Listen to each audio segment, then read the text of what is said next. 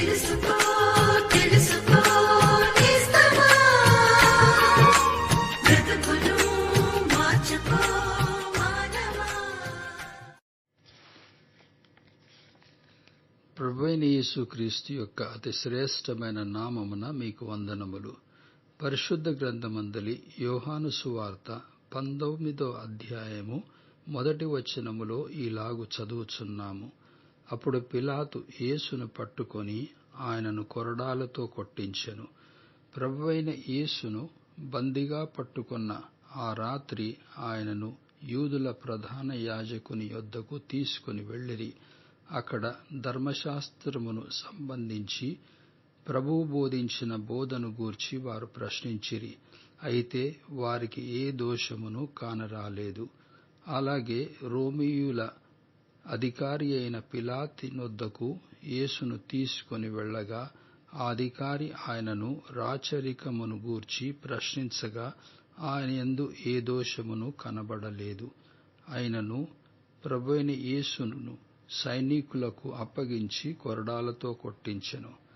పరిశుద్ధ గ్రంథమందలి హెబ్రీ పత్రిక 4వ అధ్యాయము 15వ వచనములో మనము ఈ రీతిగా చదువుచున్నాము.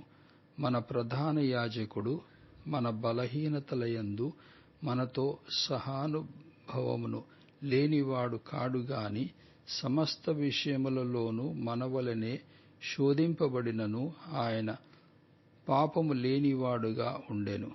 ప్రభువైన యేసుక్రీస్తు తన 3.5 సంవత్సరముల పరిచర్య కాలములో అన్ని విధములుగా శోధింపబడెను.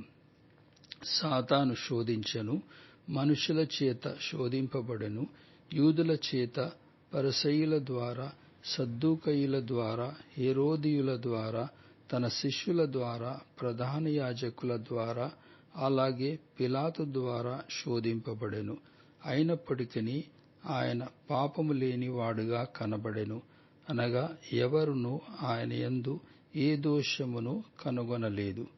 ఆయన నిర్దోషియు నిష్కళంకుడునయ్యున్నప్పటికీ జనులు ఆయనను శిక్షకు పాత్రునిగా ఎంచిరి. పిలాతైతే సైనికుల చేత ఆయనను కొరడాలతో కొట్టించెను. ఇదంతయు లేఖనములయందు వ్రాయబడినది నెరవేరు నిమిత్తమే. ఆయన ఈ రీతిగా వేదనను అనుభవించి సిలువలో మరణమును అనుభవించి మృతులలో నుండి 3వ దినమున తిరిగి లేచుట ద్వారా మన కొరకు పాప క్షమాపణ మరియు రక్షణ మార్గమును సిద్ధపరచెను. ఏలయనగా ఆయన యందు విశ్వాసముంచు ప్రతివాడును దేవుని కుమారుడని పిలువబడే అధికారము పొందును. మనుషులకు రక్షణ భాగ్యము అనుగ్రహించు నిమిత్తము ఎవరైతే తన్ను తాను బలిగా అర్పించుకొనెనో ఆయన యందు విశ్వాసముంచు ద్వారా మీరును దేవుని పిల్లలు అని పిలువబడనని మీ నిమిత్తము మా ప్రార్థన.